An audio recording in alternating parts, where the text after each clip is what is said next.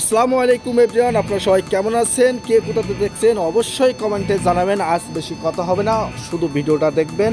আর ভিডিওটা দেখে একটু যদি ভালো লাগে আপনাদের, অবশ্যই একটি লাইক দিয়ে আমার পাশে থাকবেন। তা সবাই ভিডিওটা দেখুন, সবাই ভালো থাকুন, সুস্থ থাকুন। বাই বাই, দেখতে থাকুন ভিডিও।